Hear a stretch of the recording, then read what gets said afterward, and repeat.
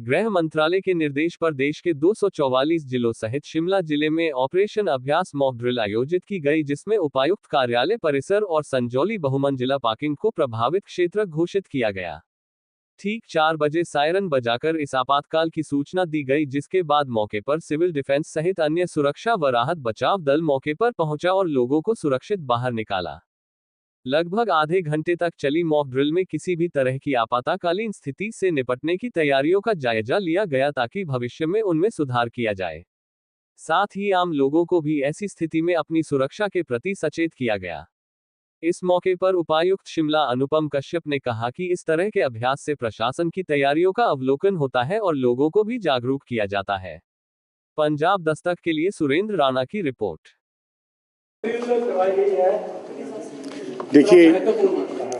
देखिए आप जानते हैं कि हम सब लोग इस बात से तो अवगत हैं कि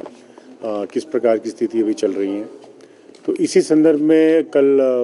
सचिवालय में मुख्य सचिव महोदय की अध्यक्षता में जो बैठक हुई थी, उसमें आज मॉक ड्रिल करने के निर्देश हमको प्राप्त हुए थे और काफ़ी डिटेल एक्सरसाइज करने के बाद आज प्रातःकाल से ही हम लोग 10 बजे से जब ऐसी परिस्थिति उत्पन्न होती है तो उसमें किस प्रकार की स्थिति से निपटना होता है और किस प्रकार की तैयारियां हमको रखनी पड़ती हैं और सिविलियंस का जो सबसे इम्पोर्टेंट रोल रहता है, जिसमें सिविल डिफेंस की क्या भूमिका रहती है, उस मुद्दे पर व्यापक चर्चा जो है उस पर प्रारंभ सुबह 10 बजे से हो गई थी। इसमें सबसे पहले ये देखा जाता है कि जो आवश्यक सामग्री है उसकी किस तरह की स्थिति है, चाहे वो राशन से संबंधित है, चाहे वो पेट्रोलियम प्रोडक्ट से संबंधित है या बाकी और मेडिसिन से संबंधित है, और भी जो आवश्यक सामग्रियां होती हैं उसकी एक स्टॉक इवेल्युएशन पोजीशन होती है, जिसके बारे में डिटेल डिस्कशन की गई और जो कि पूरी तरह से एब्सोल्युटली अंडर कंट्रोल और सब सुनियोजित तरीके से व्यवस्थित है। तो पहली बात तो ये थी। दूसरी बात ये थी कि इसमें सबसे इम्पोर्टेंट मसला रहता है कि सिविलियंस का रोल्स एंड रिस्पॉन्सिबिलिटीज़, क्योंकि आप देखते हैं जैसे हम लोग जिस तरह से बॉर्डर एरिया से दूर हैं, लेकिन जिस तरह से इसका फोकस जो है एयर स्ट्राइक से संबंधित रखा गया था, तो ऐसी स्थिति में अगर कोई इस तरह की घटना घटती है तो उस तरह से हम लोगों को मेंटली किस तरह से तैयार रहना है, सिविलियंस की क्या रिस्पॉन्सिबिलिटीज़ है, और जो सिविल डिफेंस है जिसमें कि हर व्यक्ति जो है वो उसमें भागीदार बन सकता है और अपने आप को उसमें एनरोल कर सकता है। तो उसके लिए एक स्पेशल ड्राइव भी पूरे डिस्ट्रिक्ट में चल रहा है, तो उसमें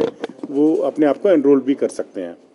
तो एक तो ये मसला था। इसके बाद दूसरा है कि इंटर डिपार्टमेंटल कोऑर्डिनेशन कैसी होती है, आपस में समन्वय अच्छा हो, कम्युनिकेशन की कमी ना हो, इन सब चीज़ों के बारे में एक व्यवस्थित रूपरेखा जो है बनाई जाती है। तीसरा ये है कि मॉक ड्रिल में आपने देखा होगा कि डिज़ास्टर मैनेजमेंट में कई प्रकार की मॉक ड्रिल चलती रहती है, लेकिन ये ऐसी मॉक ड्रिल हमने भी कभी नहीं करवाई और ऐसी स्थिति पहली बारी हम सब लोगों के सामने आई कि इसमें एक मॉक ड्रिल करने की आवश्यकता पड़ी है।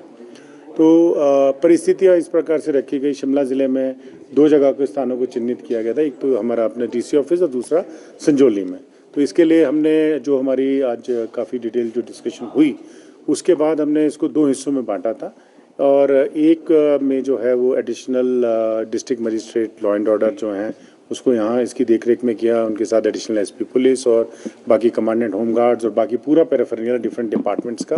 था। संजौली में एडिशनल डिस्ट्रिक्ट मजिस्ट्रेट लॉ हमारे जो प्रोटोकॉल हैं वो एडिशनल एसपी वहाँ के वो हैं, कमांडेंट होम गार्ड्स हैं और बाकी डिफरेंट डिपार्टमेंट के ऑफिसर्स हैं, वो इसको कोऑर्डिनेट करके इसको उन्होंने मॉक ड्रिल को अभी किया है। इसमें आर्मी का बड़ा इंपॉर्टेंट रोल साथ में रहा, एसडीआरएफ एनडीआरएफ का रोल इसमें रहा।